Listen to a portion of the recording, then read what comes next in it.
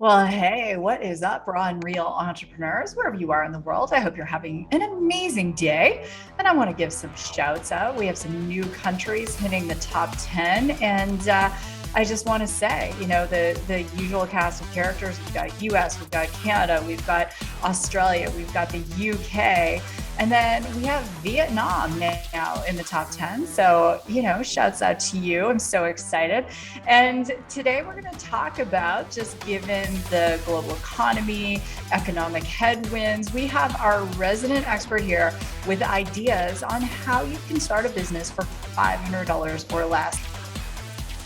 Welcome to Raw and Real Entrepreneurship, the show that dares to bring the no-nonsense insight to those who have the courage to start, grow, and scale a business. Here is your host, entrepreneur, investor, and best-selling author, Susan Sly. This woman is an absolute phenom. She is an entrepreneur. She is a multipreneur. She has just been a beacon of light to so many people. She's also the president of Agency 8, which is a full service agency for small business owners. And on top of that, she has been a long time amazing friend for over 15 years. So Diana Frerick, welcome to Raw and Real Entrepreneurship. I know you always have the best tips for everybody. Hey, Susan, I'm excited. This is one of my favorite topics. Well, Diana, as our resident expert of what can you do in a hurry when you are looking to start a business, cash flow is an issue. And I just had this conversation with someone today. They decide to leave their job in big tech.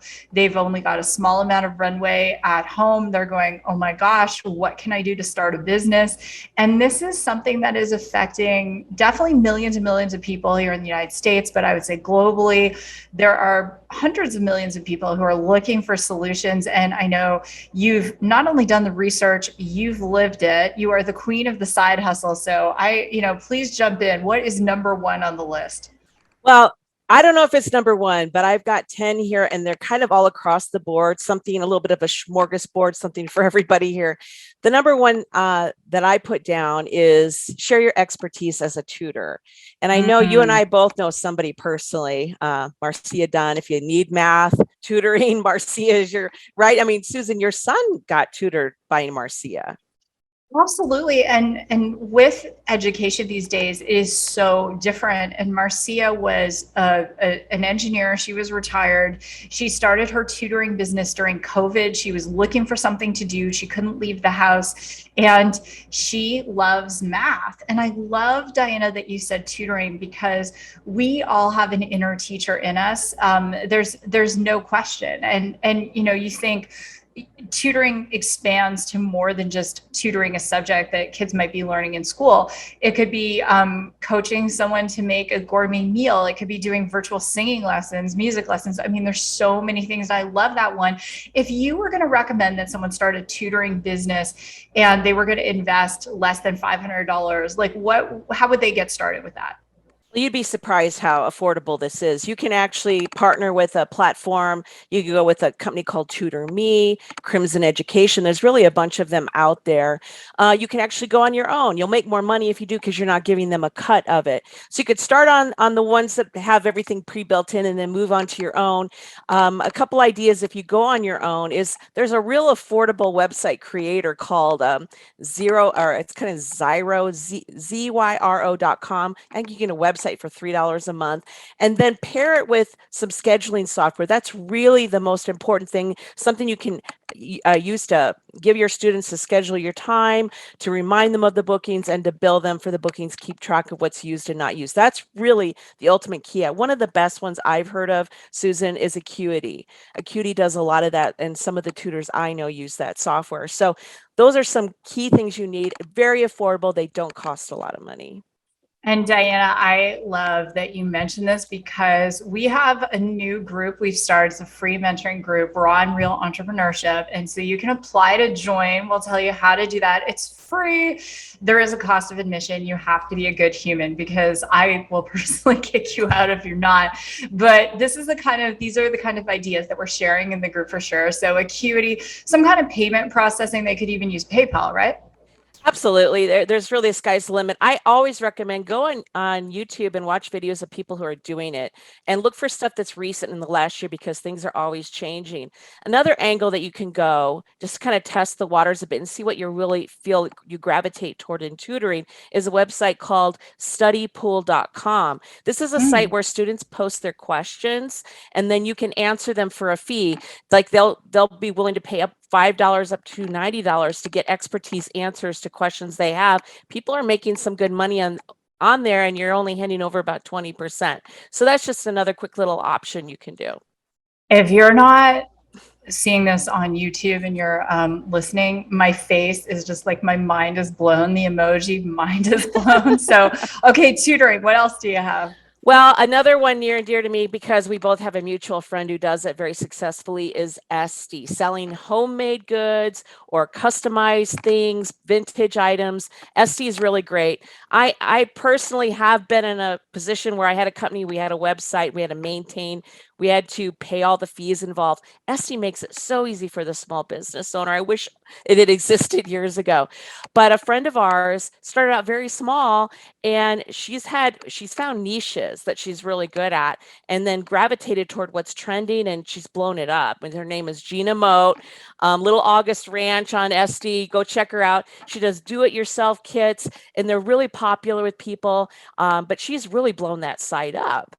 Well, yeah, and if you're listening and you haven't heard Gina's interview, so I did an episode with Gina, so you can go wherever you're listening to the show and listen. Gina sold 8,000 units her first year, 8,000 units on Etsy, and you might be saying I'm not crafty. And Gina and I were talking actually, Diana, offline, and she's like, I'm selling crafts, I'm not saving lives. And I said, I humbly disagree as your friend because there are going to be people who listen to this show, and we've already had a ton of positive feedback on that show. And they're in a position where maybe they're retiring into, a lot of people will retire into poverty, or maybe they're a student going through school and they know how to make mittens, they know how to make something. Even if you sell 5 or 6 a month, is that enough to put a dent in your rent or your mortgage payment? Absolutely. And so I love it. Etsy store, it's an easy way to go. That's awesome. Yeah, well, the other thing that's fun with when I'm out with Gina, she's got it on her phone. Whenever she makes a sale in her SD store, her phone goes cha-ching. And I've been with her and it goes cha-ching. 5 minutes later, cha-ching, cha-ching, the whole night, so it's definitely a real thing people need to pay attention to, especially if you got something unique that you make. So yeah, I, number 3. Okay, I can't yeah, wait. tell me. Okay, I'm Now ready. I was digging deep for some unique stuff that you don't always hear about. And this one was like, whoa, I don't even know if I've heard of this before. But right now, especially, so many people are working from home, right? And we're sometimes two-car families. And I know right now, even Kevin and I work from home. He goes out a bit, but we find one car sits almost all the time. I don't know, maybe some of your listeners are experiencing that right now. You still have a car payment. Did you know there's a way to rent your spare car? It's crazy. I It's like did know that. I did know that. Yeah. Airbnb of car. And it's really very interesting. It's a website called Turo, Turo.com. And there's over 14 million pre-screened customers using this service. And I'm shocked. I mean, some of the stuff they provide you, a certain amount of liability insurance. You get 24/7 roadside assistance. You can offer to deliver car if you're not close to an airport or a point of interest. But people are making some serious full-time income doing this, and to the point where they start buying additional cars. I'm not even kidding you, Susan. It's crazy. Well, and it just makes so much sense because I was talking to today to my doctor, and her daughter is, essentially a nomad. She and her partner, they both, work from home, and he's, I think, in tech of some sort. And they're like living in Hawaii for a month. And she's like, Susan, she doesn't even own a car. And we're seeing that with especially Gen Z or Gen Z, wherever you are, or millennials, that Gen Y, that there is a whole movement to be as untethered as possible. So being able to essentially Turo a car makes so much sense. And so, Diana, someone doing that, I know you did a lot of research, like how much money are they making? Well, I was reading on average as much as $1,500 per month. Some people with one car, the average is about 10,000 a year. It just depends on where you live, what kind of car you have. And I just kind of looked at my car. I just have an average kind of car, and I would be able to rent it out for about $60 a day. So I'm looking at, well, how many days would I have to rent it out to make a car payment? And that's, for some people, that's a big deal. So, and then not only that, get this, Susan, you turn your car payment into a tax deduction. That's brilliant. And you know too, Diana, like we've worked together for a long time, that one of the things we always talk about in this show, in meetings, is the economy. And the reality is the economy is what the economy is. And everyone should be looking for ways to, supplement their income. Look at what happened. Even in tech, we see thousands of layoffs from the biggest companies out there. Mark Zuckerberg just recently said that they're going to cut back on hiring. And the reality is that job security is not always job security. So if we can have multiple streams of income and have ways to subsidize our daily expenses outside of our job, and doing something like, I'm working from home, I don't need my car, I love it. Yeah, and the other thing people need to know, especially with gas prices, is you don't pay for the gas. The person renting pays for it. They have to return it filled to back up. So the That's profit there, even better. and the other thing was interesting, the way they've set up their payment structure is you can get, is, the smallest percentage is 60% of whatever the rate is.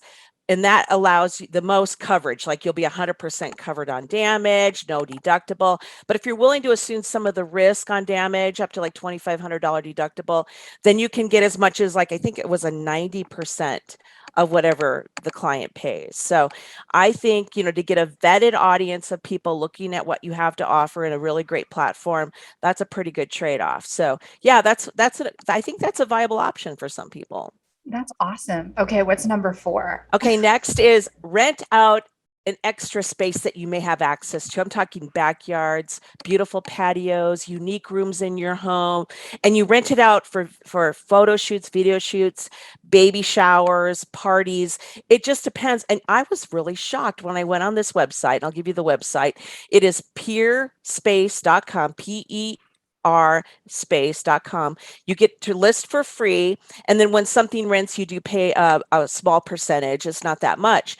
But the thing is, people are renting out the strangest things, a beautiful room in their home. Or how about this? What if you are currently a small business owner? You're not always at the office. You've got a really beautiful office. You can rent it out when you're not using it. And people need these places. They're traveling, and meeting rooms are at a premium these days. So I'm telling you, if it's something you're interested in, go check out the website, kind of look at what's available. I'll give you some examples. In Phoenix, a mid-century modern retro living room rents for $65 an hour, or a serene garden in Scottsdale, $275 an hour. A distressed motel bathroom, interesting, $50 an hour. So That's scary. That it's a I little don't sketch. even, I don't want to know. I don't I want to know who's renting that. but I'm telling you, these are all vetted, and it's really interesting. So if you've got that space, if you've got an Airbnb that's not rented all the time, consider renting it by the hour for photo shoots, for things like this. It's another way to make income. That's fantastic. And there's this trend that I'm hearing in all of these great ideas, and I know we're going to get a ton of listeners and fans writing in. Don't worry, all the websites Diane's sharing will be in the show notes. That there's this trend that's like sitting back. What I'm hearing, Diana, is like, what is it that I have that I'm not using that I can monetize? And it could be a skill. Maybe on my day job, but at night I'm going to do tutoring, or I'm going to do something else, or it could be my car, it could be my backyard, it could be anything. That's fantastic. And hey, everyone, if you start to do these things, Diana and I want to see photos. So make sure you join our free mentorship group, because that's where we're going to give you all this love and support and cheer you on. That's awesome. Okay, what's next? All right, next is sharing a course that you've created, or maybe you just do a 1 hour video or a 20-minute video of something that you know how to do. Maybe you know how to play the ukulele, maybe you know how to make a certain dish, anything you can do that you're really good at. And the website you would use to share your skill is called skillshare.com. They're really big, they're very popular.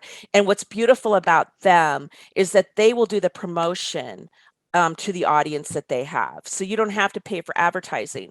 And people are making ridiculous incomes on this site. They're just sharing what they know. There's anywhere for, you could make $200 your first month and you could start making $3,000 your next month. I'm hearing as much as, in some cases, 100,000, 300,000 a year, $1 million. There are people making that kind of money on this, and obviously they're really good at it. But I think what's interesting about it is if this is something that interests you, do a little research up front. Go look at the website, see what courses are popular. Just because you make a course doesn't mean it's going to sell. Find out, what's got a lot of students in it. And then the next tip I have is when you see a course with a lot of students that have purchased it or gone into it, what are the reviews? And it's not so much that they purchase the course, they purchase a membership and then they can watch as much as they want. So you as a teacher, you have to bring people in, based on your thumbnail and your title, and then you get rewarded on the amount of minutes that people view what you have to offer. So it's a really interesting site. And think about it, it's residual. Once you shoot it, it just keeps paying you if you put out some really good content. So when are we going to see Kevin on there with Kevin's crosses? Like that was the first thing that came to mind, like how to for him, because the how to videos are always interesting for people, right? Well, you know what he should do, because he just did this. This is an idea, not always about making money, but how do you save money? We had a storage garage for years, and I said, we got to get out from the storage garage. They keep raising the rate. And I said, can we build something? So he built something in a couple of days, had it approved, and now he could do that, right? So how do you build a storage garage on the side of your house? So yeah, that's absolutely true. Of course, he did it in a couple of days. For those of you who don't know, who are listening, like Kevin is that person. He's like the MacGyver of home renovations. And I could see a whole series where you guys could shoot those videos and he could just make a ton of money because there's so many things he knows how to do that he takes for granted that people would love to pay to learn. Awesome. Okay, so now that we've decided Kevin's side hustle. He'll love it. So, well, here's another one. And I actually kind of did this years ago to an extent, maybe a little bit more than what you're hearing here, but start a party rental business. You can actually do that for under $500. I watched some videos on it. And really what you need to start off with, you need a garage, you need some kind of van to haul stuff in. If not a van, eventually a trailer if you can afford one. But you can create a basic party package. What the most popular one I read is a 20 by 10 canopy, 3 6-foot tables, and 18 chairs. And you can get all that for under $500, still have a little extra money. You can market your little party package on Marketplace. And then as you start making money, you can buy extra things. Like they recommend yard games like cornhole, giant Jengas, giant Connect 4 systems. You can rent those out, do all your free marketing on Marketplace. And as you continue to get bigger, you can buy more stuff. So that is one little side hustle people are making some nice money on. And it's pretty easy to start up. A party rental business. I didn't even think of that one. And then one of the things that comes to mind too is when Target or Walmart or any of those stores have big sales, that's a great time to go pick up the kind of dishes and things like that that people usually get for party rentals. That's awesome. Yeah, I love that one. Okay. All right, number These 7. are so good. Like, oh my God. Well, they're so different. I think there's something for everybody here, but here's another one that might appeal to some people. And it's called being a mobile, the keyword is mobile, notary business. And the key there with mobile is that as a notary, there's standard fees that you are limited to charge. You can't just charge anything with some services. But when you add mobile to it, that means you're creating a convenience. You're going to the person. You could be going them at whatever off hours, after hours, whatever, charge fees for driving, charge fees for your, after hours services. And people are making $5,000 to $10,000 a month doing the specialized mobile notary services. And what I learned about the cost is it can take 2 weeks to pass all the classes and get your certification in it. I think they said the classes are around $30 and notary commissions, depends on state, anywhere from $60 to $120. You're going to need a nice laser printer. You're going to need a stamp and seal that you're issued. That's about average $50. So the thing here that you need to understand is people immediately gravitate toward the obvious things like loan closing documents. And right now, because of interest rates, that's not the place to gravitate toward. A lot of competition there, and there's less of that going on. So look for the added services that are a little bit more unique and specialized for notaries to get into, and then maybe even add fingerprinting services, things like that. But I have found there's great resources on YouTube to learn the ins and outs of being a mobile notary and what you can charge and what other services you can add. But that's a good one right there. Oh my gosh, that is a great one. And as you said, people will pay for convenience, right? This whole notion of, thinking about like what is, when you want to sign something or it has to get done, and you're like, oh my gosh, I have to do this. And I know I've had a mobile notary before, and yeah, you do pay a premium for it for sure. What a great idea. Okay, what else do you have? Okay, well, here's what we call retail arbitrage. I can never say that word, but you know what I mean. It's where you take Arbitrage. arbitrage. That's what I meant.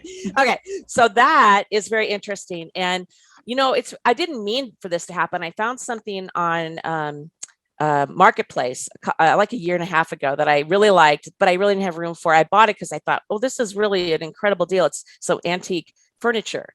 I bought it for $350.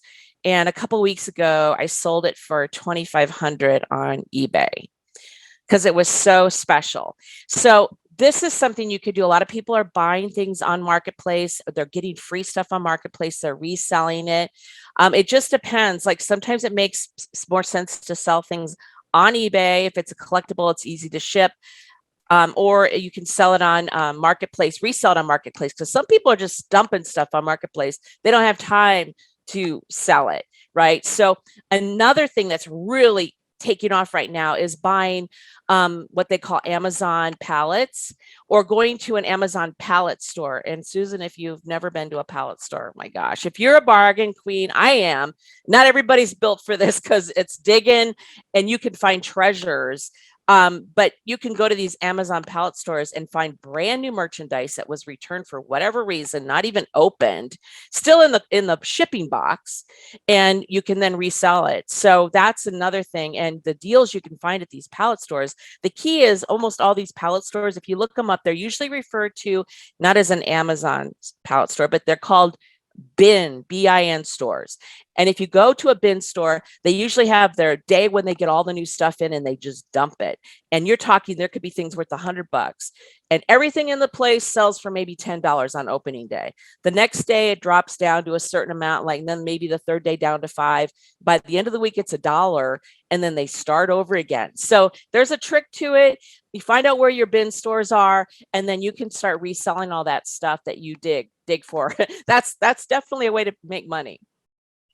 That's phenomenal. And it really, what springs to mind when you share that idea is the stay-at-home mom or the person, maybe you've got some kind of mobility challenge or whatever, and you can literally do this from the comfort of your own home. Now, there might be a fee associated with going to pick something up or whatever, but this is so conducive when you maybe have a life at home where you need to be at home for whatever reason. I love that one. How fun is that? Well, I can add to that for people with mobility issues. Some of these bin stores do have online auctions for what they call the higher ticket items.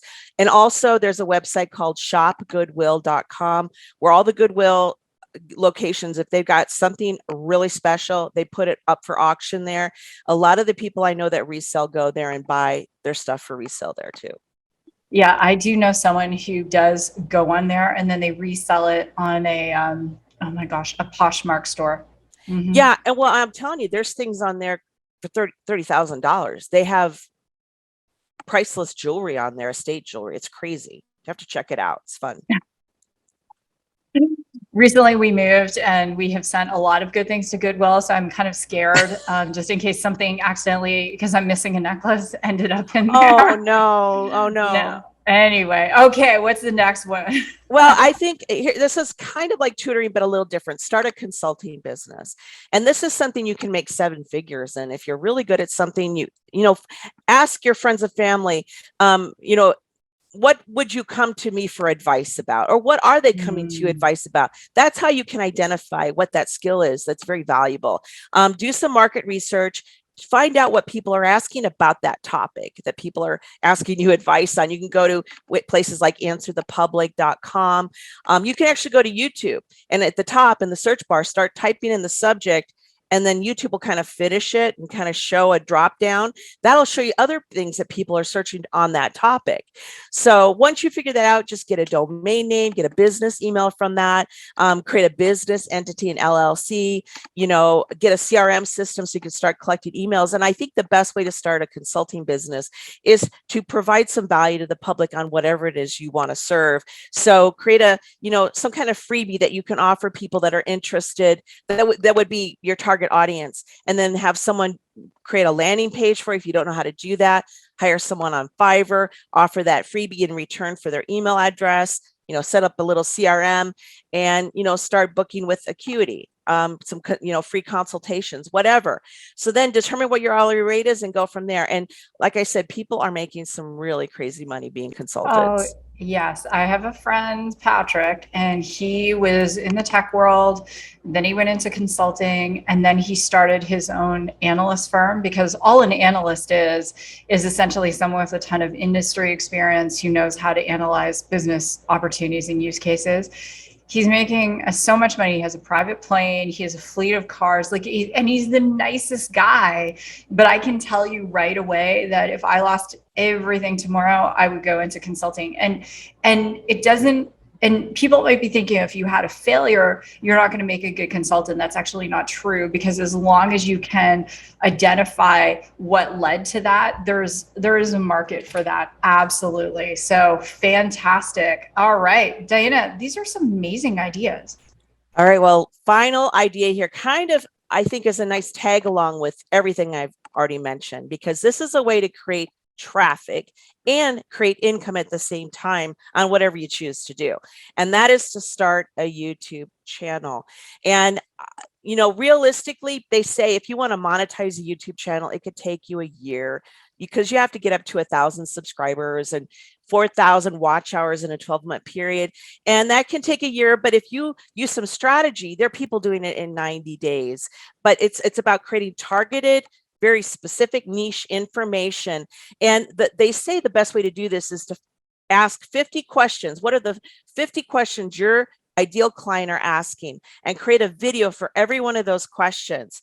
And then you do some SEO on the title, do a great thumbnail, have Fiverr people do some thumbnails, and that will help drive traffic to whatever your new business is. But in addition, as this channel builds, you will start making some really crazy income. I'll give you some real numbers. Like somebody who's getting maybe, let's say in a 30-day period, maybe 3 watch hours, 15,000 subscribers, making 1,200 a month residual on that. And you and I both know somebody who's got a pretty nice YouTube channel after maybe a couple years, making 10 grand in monetization from ads on that channel. So it's really about creating a niche, answering questions. That's why people go to YouTube. It's one of the biggest search engines, right? Yeah. And then you can drive people to your website. Dana, these are great ideas. I have 2 pages of notes, and again, everything will be in the show notes. And my big message to everyone who's listening, whether you and I know like some of our staff members listen to the show, whatever it is that you're doing full time, these are great ideas, and some of them don't even have to be like a full on side hustle. Like if you're working from home, why wouldn't you rent your car? Like seriously, think about those ways. Are there ways that you could make money doing what you're already doing? They don't even have to be time consuming. That's what I love about these, Diana. Like they're a lot of fun. They're very easily accessible to people. You always bring the best ideas. Okay, super quick. The agency, there are more managed services coming. So super quick, like what is happening at the agency in terms of managed services and who should reach out to you? Well, if you've got a business and you're trying to get exposure and traffic and all that, we have a lot of creative ways. We can do geo targeting on a very specific niche. If you want to see all the people that have walked in your store, the cell phone traffic in the last year, we can target that. If you've got a desire to do display ads, you don't know how to do those creative display ads. We all know the ins and outs of that. We can actually create the graphics for you. There's so many ways. I mean, Facebook ads, whatever you want to do to get the word out there about what you do, that's what we can help you with at agency. And as well, if you're a service-based business with a local clientele, we can help you get noticed more locally with some of the stuff we do with Google My Business. That's awesome. And I love the SEO audit. And really, if you have a business and you have a website, you should go to agency8.com. You should book a website SEO audit, because it is very revealing, because you think you're doing something, or you think you're doing something well, you're not getting the result you want. And it's almost like going to the doctor and having a bunch of blood tests done and all these tests done in order to diagnose what is really going on. So that is such a great service. I'll get the link for the comments below here on where to get that free SEO audit, because it is a really powerful thing to see. Awesome. Well, and go to agency8.com, find out about the services. So Dinah, thank you for bringing the goods today. You're absolutely awesome. And for wherever you are in the world, I just want to send you just amazing positive energy. You've got this. Being an entrepreneur is absolutely worth it. If this episode has been helpful, please give us a 5-star review. And by all means, tag me on social. I'd love to hear your takeaways from this episode.